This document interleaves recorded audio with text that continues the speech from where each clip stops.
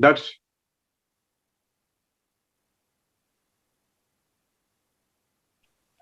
Sir जैसे हम audition देते हैं किसी को, और किन्हीं दो व्यक्तियों का, अगर उन्होंने बोला है कि इस दिन तुम फ्री हो, इस दिन तुम्हें शूट करना है, और किसी दूसरे डायरेक्टर ने भी बोला कि उसी दिन तुम्हें भी शूट करना है, तो वो कैसा मतलब रहेगा? मैं उनको क्या समझाऊं कि मुझे इधर काम करना है, उधर काम करना है?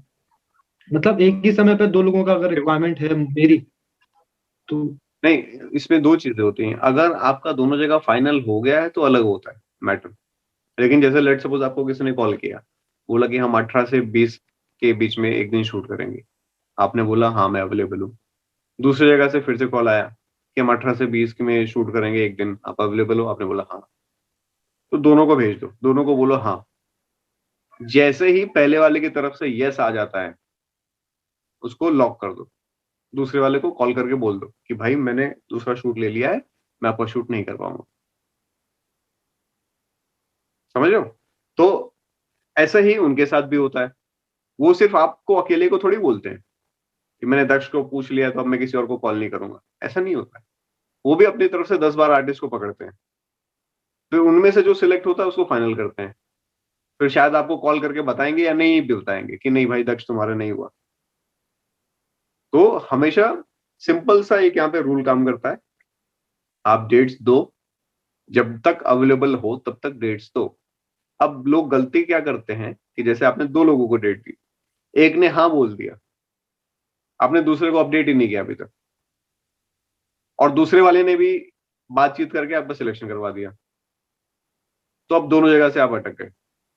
तो ऐसा नहीं करना है। जैसे ही एक का रिवर्ट आया, दूसरे को तुरंत ना बोल दो, ताकि वो आगे प्रोसेस आपकी रोक दे। उससे उसका भी नाम खराब नहीं होगा, उसका भी काम खराब नहीं होगा। तो आपको अपना तो काम करना है, सामने वाले की भी रिस्पेक्ट करनी है। तुरंत अपडेट कर दो, किसी को कोई प्रॉब्लम नहीं होती। सब समझते हैं कि आप, हर इंसान को काम की जरूरत है, पैसे की जरूरत है, सब काम के लिए आते हैं, तो कोई बुरा नहीं मानता। ठीक है। अब जैसे मेरे साथ होता है, मैं तो अगर मान लो एक दिन में 5 ऑडिशन दे रहा हूँ, तो ऑलमोस्ट सबकी सेम ही डेट्स होती है। तो ऐसा थोड़ी एक ऑडिशन दे देता, अब ऑडिशन नहीं दूंगा आगे। ऑडिशन देते रहो, डेट्स देते रहो, जब तक फ्री हो, जब तक अवेलेबल हो। जैसे ही किसी ने कॉल करके आपको बोल दिया कि दक्ष आप लॉक हो चुके हो, आपका इस डेट में हम शूट करने वाले हैं, बस वो डेट लॉक हो गई।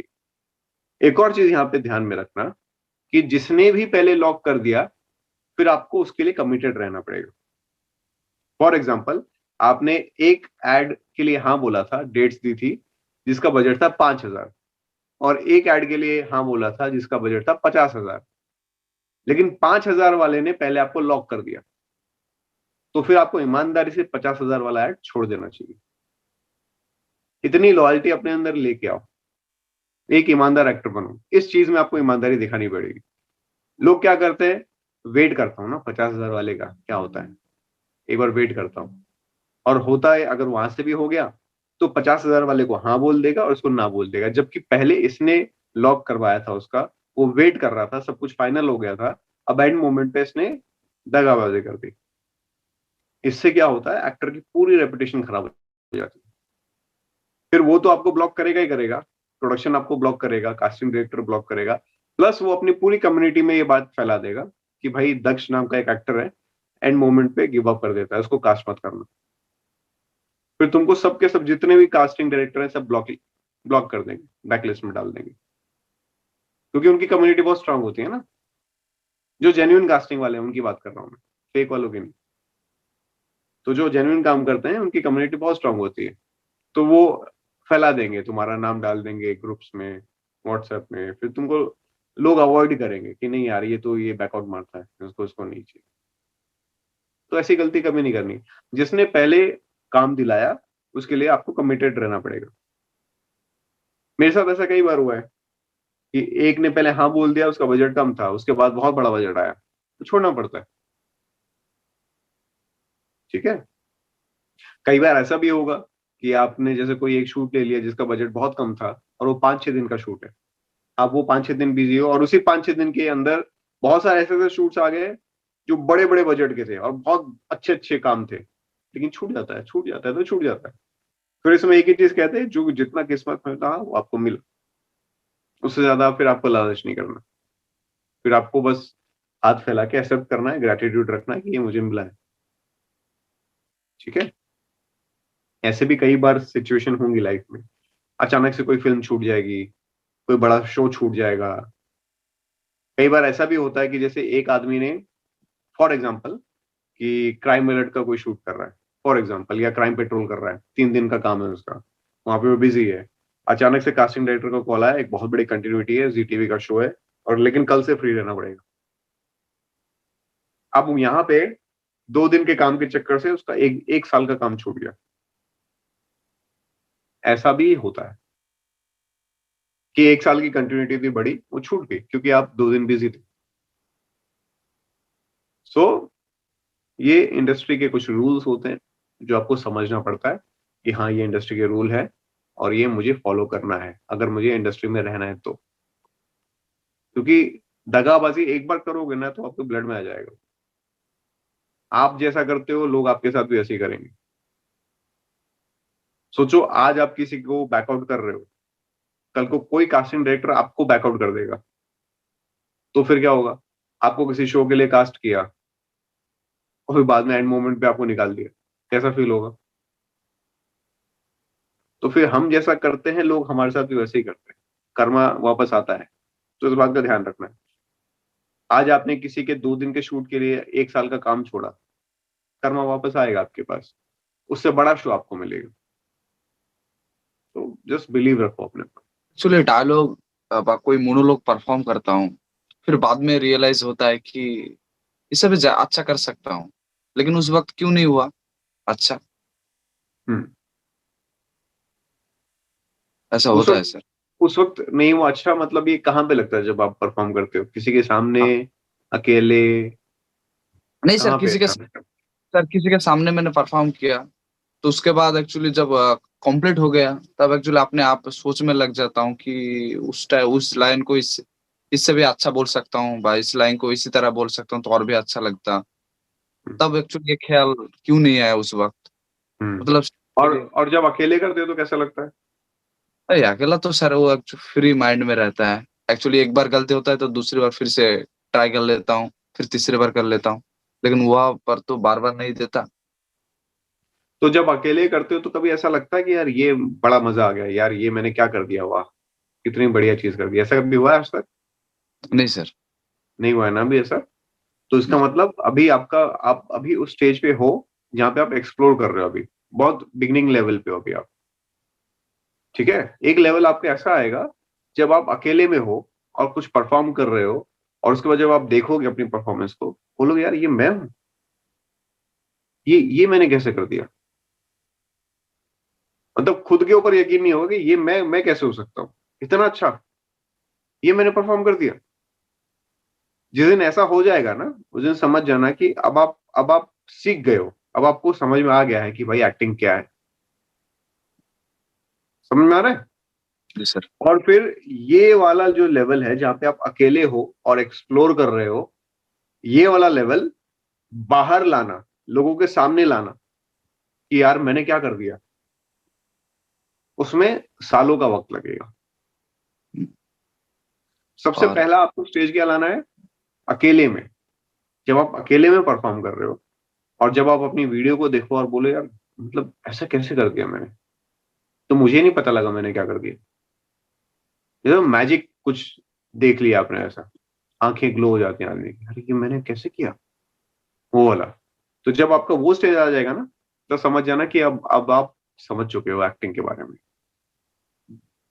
और फिर धीरे धीरे काम करते करते करते, फिर स्टेज है, काम करते करते करते करते करते सालों में एक वो ऐसा स्टेज आएगा जब यही मैजिक घर से निकल के बाहर होने लगेगा, और लोग देखेंगे उस मैजिक को और लोग तालियां बजाएंगे। जैसे आज के टाइम पे जितने अच्छे एक्टर्स हैं वो ये मैजिक करते हैं, लेकिन उनकी भी शुरुआत कहीं ना कहीं ऐसी हुई थी, घर में वो अकेले करते थे, करते करते करते करते एक लेवल ऐसा आ गया जब खुद देख के बोला कि यार ये मैंने क्या कर दिया। और फिर एक काम करते करते करते करते एक ऐसा स्टेज आया जब दुनिया ने बोला इसने क्या कर दिया। ठीक है, तो पहले आपको खुद अपने जोन में वो मैजिक क्रिएट करना है, और फिर ऑटोमेटिक एक टाइम ऐसा आएगा जब वो दुनिया के सामने होगा। अभी फिलहाल के लिए यही चलता रहेगा, मैं और अच्छा कर देता, ये लाइन को ऐसे बोल देता, वहां पे ये मूवमेंट कर देता, इसको ऐसे कर देता तो कितना बढ़िया होता, वो कर देता तो कैसे होता। ये चलता रहेगा, ये प्रोसेस का हिस्सा है, हमेशा रहेगा। ठीक है, जब आपको अकेले में रियलाइज हो जाएगा वाओ मैंने क्या किया, खुद का मैजिक देख लोगे, तो फिर बाहर जाके परफॉर्म करोगे तो ये सब चलता रहेगा। अरे यार मैं इसको और अच्छा कर सकता था, अरे ये बोल देता, वो कर देता, शिट मैं ऐसे कैसे कर सकता हूँ, मैं इतनी छोटी सी गलती कैसे कर सकता हूँ। ये प्रोसेस का हिस्सा है, चलता रहेगा ये। वो एक्सपीरियंस से ही होगा मैजिक। अभी बस सबसे पहला स्टेप आपको ये करना है, खुद के जोन में रहो और वो मैजिक क्रिएट करने की कोशिश करो। अपने आप को इम्प्रेस करो पहले तो, फिर दुनिया ऑटोमेटिक इम्प्रेस होगी। और सर दूसरी बात, जब एक्चुअली कभी कभी मोनो, समझे कि नहीं समझे? हाँ सर समझा। पहले खुद को इम्प्रेस करो। जब तक खुद को इम्प्रेस नहीं करोगे ना, वो कॉन्फिडेंस नहीं आएगा। जिस दिन तुमको लग जाएगा ना कि यार मैंने कर दिया, मजा आ गया मुझे, तब तुमको ऐसा एहसास हो जाएगा कि यार मैं तो अच्छा एक्टर हूँ यार, मैं तो कर सकता हूँ। ठीक है, तो सबसे पहला स्टेप आपको खुद को कन्विंस करना है, दुनिया को नहीं। वो लंबा प्रोसेस है दुनिया को करने वाला, पहले खुद को करो। ठीक है जी सर। नेक्स्ट क्या है? सर कभी कभी एक्चुअली फील नहीं आता है एक्चुअली मोनोलॉग परफॉर्म करने में, तो इतना एजिटेट हो जाता हूँ कि एक्चुअली ये एक्टिंग वगैरह छोड़ देने का मन करता है। तो सर क्या करना चाहिए? फील नहीं आता है? हाँ सर, कभी कभी मतलब ऐसा लगता है कि फील आएगा आएगा, आ रहा है लेकिन नहीं आ रहा है। उसका उसके ना कई सारे रीजन है। पहला तो रीजन ये है कि आप जो चीज कर रहे हो वो क्यों कर रहे हो। जैसे कब आपको ऐसा लगता है कि फील नहीं आ रहा है? जैसे कब कब लगता है आपको ऐसा? सर जब एक्चुअली क्या है कि माइंड में ज्यादा प्रेशर रहता है तब। नहीं वो नहीं, मैं बोल रहा हूँ कब, मतलब किस वक्त आपको ऐसा लगता है? जब यूट्यूब की वीडियो बनाते हो तब ऐसा लगता है, कि जब मोनोलॉग बनाते हो तब ऐसा लगता है, कब ऐसा लगता है?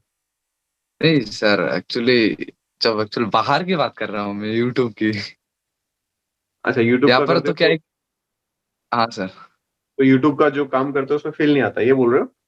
हाँ कभी कभी नहीं आता, इरिटेट हो जाता हूँ बहुत ज्यादा। तो इसका मतलब है कि जब बाहर जो काम कर रहे हो ना, तो तुमने एनवायरनमेंट ऐसा नहीं बनाया है जहाँ पे तुम अपने आप को टाइम दे सको। इसका मतलब है कि बहुत हड़बड़ी में होती है चीजें, है ना। तुम्हारे पास प्रॉपर लोग नहीं है जो बाकी काम कर लें, तुम बहुत सारे काम में इन्वॉल्व रहते हो, तुम ये भी कर रहे हो, तुम वो भी कर रहे हो, तुम वो भी कर रहे हो, तो ऐसे में कभी आपको फील नहीं आएगा ना। एक्टर जो है वो एक्टिंग कर रहा है, वो एक्टिंग के अलावा अगर कुछ भी सोचेगा तो तुम्हारा माइंड डाइवर्टेड है, फिर तुम ये भी सोच रहे हो, वो भी सोच रहे हो, ये भी कर लेता हूँ, वो भी देख लेता हूँ, कैमरा भी देख लेता हूँ, ये लाइन ऐसे क्यों बोल रहा है, सामने वाले को भी देख लेता हूँ। कैसे फील आएगा? आपको तो फील तब आएगा जब आप सिर्फ और सिर्फ एक्टिंग कर रहे हो, बाकी का काम बाकी लोग कर रहे हैं। थोड़ा सा भी माइंड डाइवर्ट हुआ तो फील कट कट हो जाएगा, कनेक्शन नहीं बनेगा। और जब मोनोलॉग बनाते हो तब आता है फील। जी सर, तब तक चलो प्रोपर तरीके से।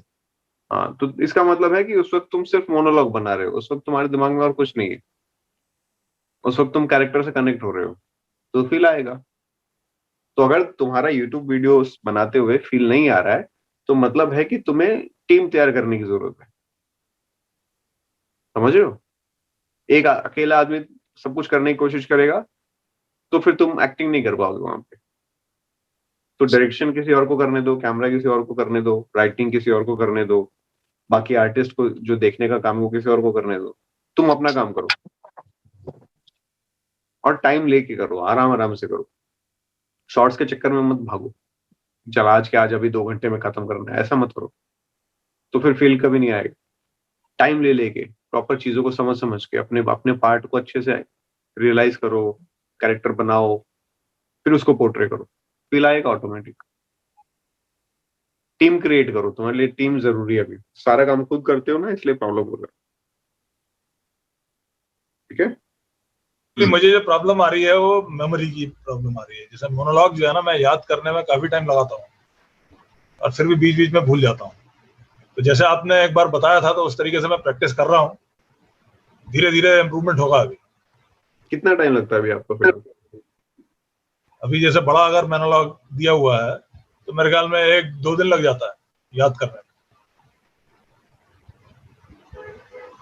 उसमें भी बीच बीच में कई बार भूल जाता हूँ, तो मेमोरी थोड़ी सी तो वीक है। कैसा लगता है आपको फिर कैसा लगता है कि मेमोरी वीक है ना, ऐसा फील होता है?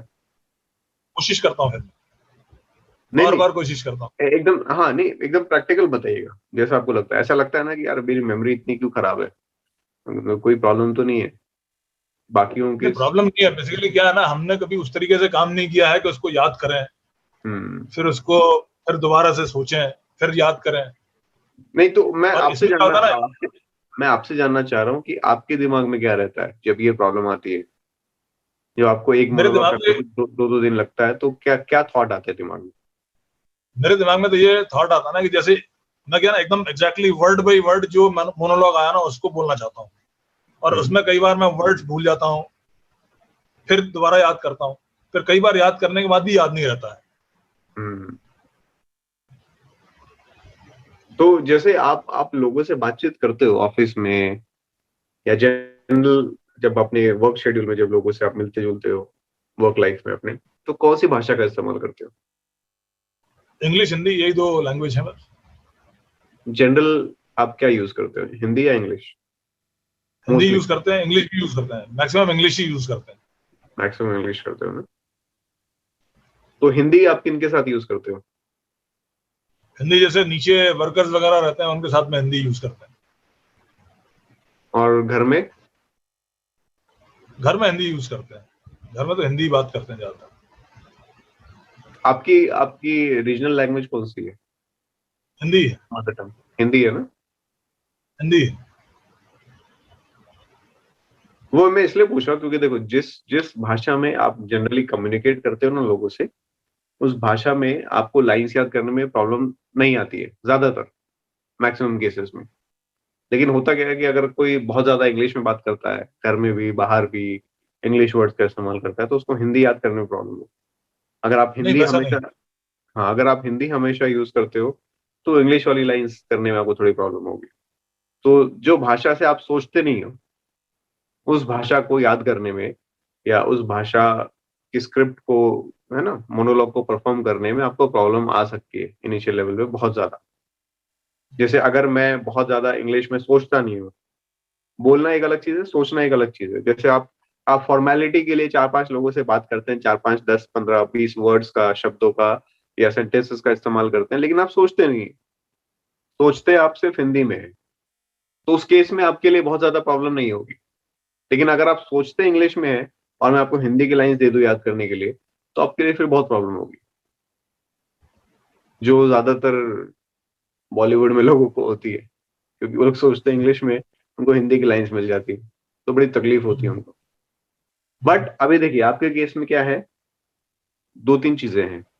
कहीं ना कहीं मुझे ऐसा लगता है ना कि आपने ऐसा मानना चालू कर दिया या आपको ऐसा लगने लगा है कि थोड़ा सा मेरी मेमोरी वीक है, या आपने ऐसा मानना चालू कर दिया है। और ये आपकी बात नहीं है, बहुत लोगों के साथ प्रॉब्लम होती है शुरुआत में। जैसे मेरे साथ भी बहुत बड़ी प्रॉब्लम थी मेमोरी की। ऐसा मुझे लगता था कि मेरी प्रॉब्लम है, और वो ऐसा बिलीव मैंने बना लिया कि मेरी सच में प्रॉब्लम है। और ये मेरी लाइफ में, एक्टिंग करियर में सबसे बड़ा मिस्टेक था मेरा, जिसको आज मैं रिग्रेट करता हूँ। मुझे ऐसा लगता है यार, मैं मतलब मुझे कोई गाइड करने वाला नहीं मिला। ये कोई प्रॉब्लम नहीं है, ये बस इतनी सी बात है कि आपने जिंदगी में इसको इम्पोर्टेंस नहीं दिया अभी तक। सही है। जैसे मैं बचपन से मैं रट्टा नहीं मारता था कभी भी, मैं अपनी एजुकेशन में भी कभी रटना नहीं जानता था, मुझे अच्छा नहीं लगता था रटना, और मैं रटने से बहुत दूर भागता था। तो वो मेरी हैबिट थी कि मुझे रटना नहीं है यार, मैं समझना चाहता हूँ बस।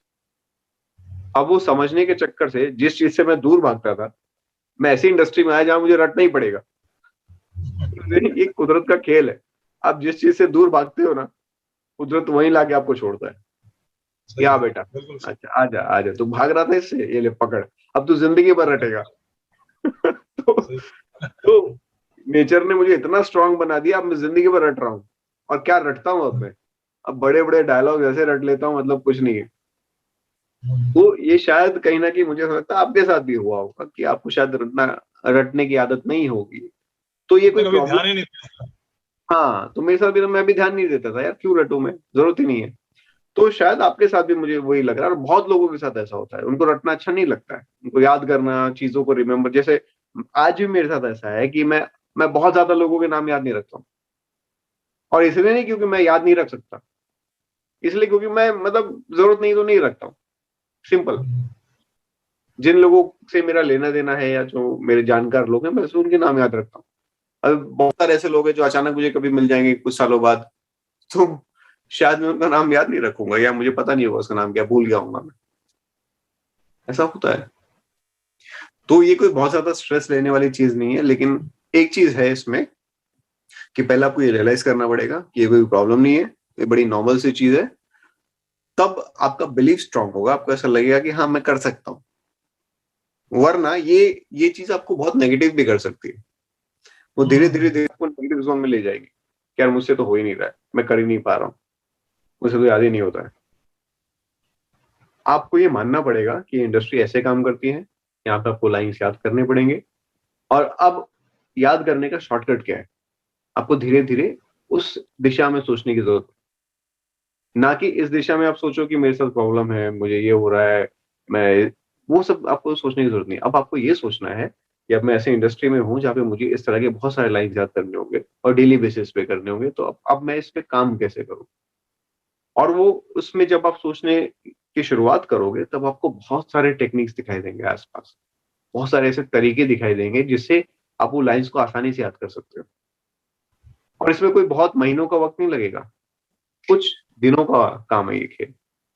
कुछ दिनों में आपकी ये मेमोरी ठीक हो जाएगी, जो अभी आपको लग रहा है मेरी मेमोरी बहुत खराब है, कुछ दिनों के अंदर आपको ऐसा लगेगा यार मेमोरी इतनी फास्ट हो गई मेरी।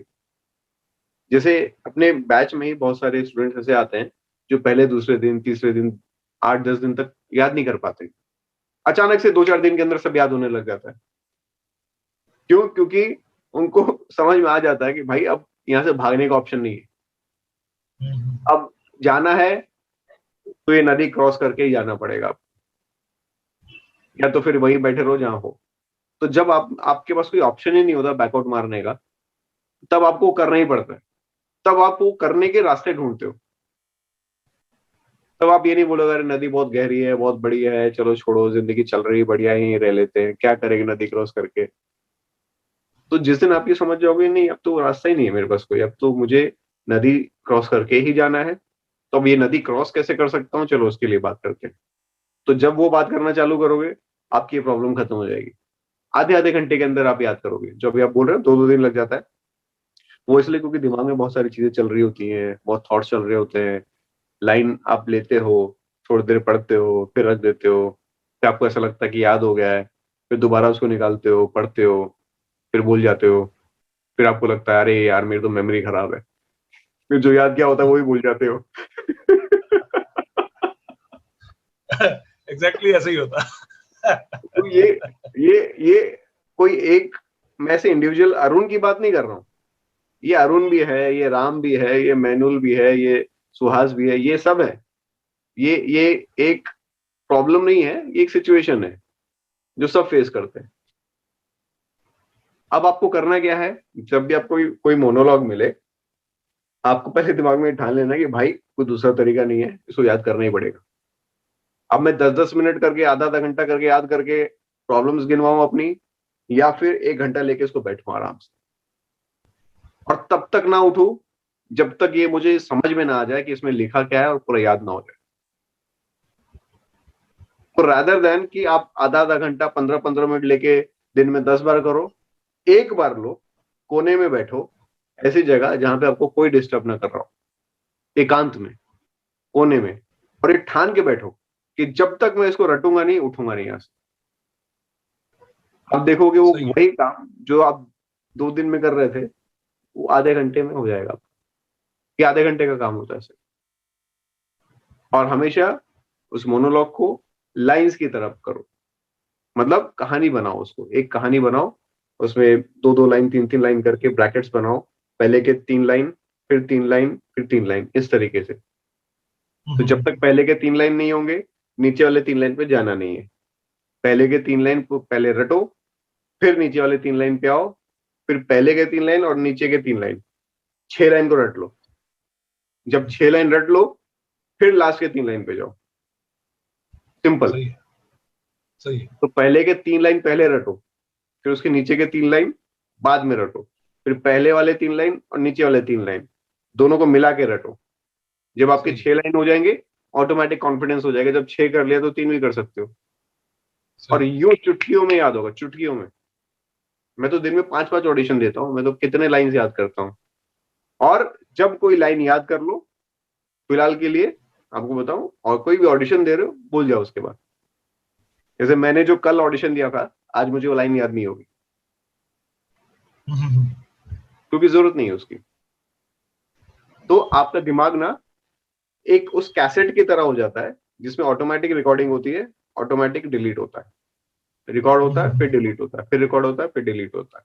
आपको कुछ याद रखने की जरूरत नहीं है। जैसे आज भी कई सारे आप देखते हो रियलिटी शोज, उसमें एक्टर्स आते हैं तो उनको बोलते हैं आप अपनी फिल्म का वो डायलॉग सुनाओ जरा, क्या बोला था आपने।